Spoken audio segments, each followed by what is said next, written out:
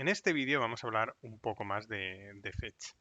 Fetch, tal y como lo hemos usado hasta ahora, lo hemos usado de la forma más simple y simplemente por poder hacer algo más o menos útil con código asíncrono. Cuando nosotros estábamos usando Fetch, simplemente poníamos aquí una URI y esto lo que estaba haciendo era lanzar una petición GET simple a esta URI sin cabeceras. Pero HTTP es un protocolo más complicado donde podemos hacer muchas otras cosas. Entonces lo que vamos a ver en este vídeo es cómo podemos utilizar Fetch para esos casos de uso que son un poco más complejos. Entonces, a la hora de hacer un Fetch, lo podemos hacer de dos maneras. Podemos hacer Fetch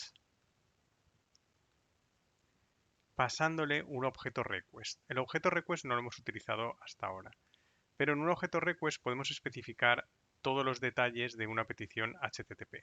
Bien, este no lo vamos a ver porque no se usa demasiado a menudo, pero si queréis consultarlo en la ayuda de MDN, por ejemplo, o en cualquier ayuda de la API de JavaScript y podéis ver cómo se construye una request.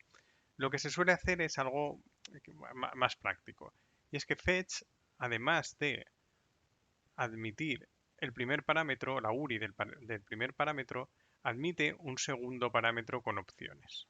¿Vale? Este, este segundo parámetro de opciones es un objeto donde, pues, qué sorpresa, le podemos especificar determinadas opciones para esa petición. Entre esas opciones, las que quiero hablar, de las que vamos a hablar aquí, van a ser, primero vamos a hablar del método y del body. ¿Bien? Entonces, una de las opciones es method. ¿Bien? Ahora veremos un ejemplo. Con method le estoy diciendo qué método quiero utilizar para la petición HTTP.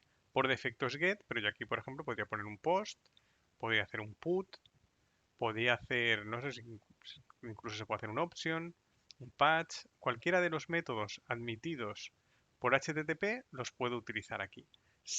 También puedo poner get, claro, directamente, pero si yo no pongo nada, por defecto va a ser un get.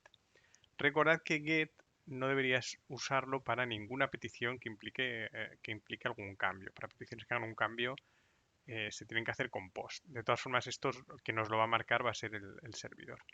Entonces, cuando hacemos post, muchas veces lo que se hace es enviar datos en ese post. Por ejemplo, cuando enviamos un form, cuando hacemos cualquier cosa, enviamos unos datos. Esos datos se mandan aquí también en este segundo parámetro o en el request, como lo queramos construir, dentro de el campo body. Entonces, en body, aquí lo que vamos a poner es una cadena. Bueno, hay varias opciones, ¿vale? Nosotros vamos a trabajar con una cadena que es lo que le queremos enviar al servidor. Y ahora veremos unos ejemplos.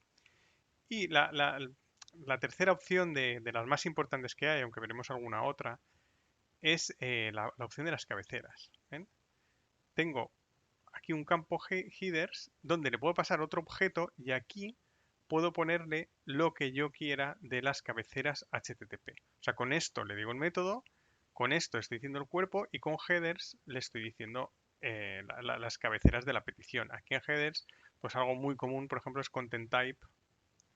Content type, si quiero enviar JSON, pues se pone JSON, no me acuerdo ahora el main type por defecto como era, ¿vale? Pero aquí le estoy diciendo, te voy a enviar JSON, aquí en el body lo que le vas a enviar es JSON como cadena, porque HTTP lo único que admite son cadenas, y aquí pues el método que quiero usar, get, post, put o patch o lo que sea, ¿bien?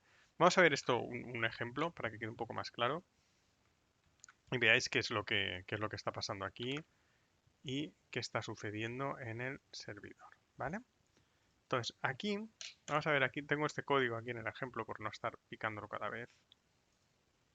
Lo tenemos aquí. Esto sería el código correspondiente al primer botón, ¿vale? Esto que tenemos aquí es lo que vamos a ver, ahora. Fetch funciona como siempre, es una operación asíncrona con await. Y si os fijáis aquí estoy usando lo que habíamos visto hasta ahora. Estamos poniendo la URI y en este segundo parámetro las opciones. En este caso le estoy diciendo method post, le estoy marcando aquí las headers, le estoy diciendo application JSON, este es el main type del contenido que espera, y aquí le estoy pasando el cuerpo. Fijaos que el cuerpo, lo que le estoy pasando es cadena aquí en los datos, entonces tengo que hacer JSON stringify Esto lo que hace es que me coge un objeto y me lo está convirtiendo a un objeto JSON, me está cogiendo un objeto de JavaScript y me lo está pasando a una cadena. Bien, entonces, si yo hago esta petición, pues nada, luego lo de siempre, pues a la respuesta, el texto, lo que sea. Vamos a probarlo, vamos a ver aquí en la red qué es lo que pasa con esta petición, con este código. ¿Ven? Tenemos aquí. Y entonces, fijaos, lo primero, ¿veis? Aquí ya estamos viendo algo que veíamos en otro vídeo, que es una petición preflight de course. ¿Ven? Esta de aquí, course. Como estoy haciendo un fetch de un post con un content type JSON, el navegador no se fía y entonces está diciendo, bueno, vamos a ver si esto realmente lo puedo hacer en el servidor. Y entonces esta es la petición course, que la petición de preflight que se llama, creo que le manda un options, ahora veremos, donde el servidor está diciendo si la admite o no. Da un 204, 204 es no content, porque no tienes contenido. Una petición preflight, lo único que nos interesa son las cabeceras de respuesta. ¿Bien? Vamos a verla aquí, ya que estamos con esto. ¿Vale? Response headers, ¿veis? La petición. A ver, ¿vale? Fijaos, el método está haciendo método options. ¿Bien? Y aquí en el request header, pues nada, me pone todo la dirección, el referer, pues todos los datos que considera. Y aquí, ¿veis? Aquí tengo todos los datos de course que, todos los datos de course que me ha devuelto el servidor. En este caso, pues como me acepta este origen, pues lo va a admitir. Pero fijaos esto, la petición de preflight, que antes de hacer la petición del post la ha hecho. Y aquí tenemos nuestra petición de verdad. Esta es la petición que hemos hecho de verdad. ¿Ven? Con el método post, tal y como lo hemos indicado.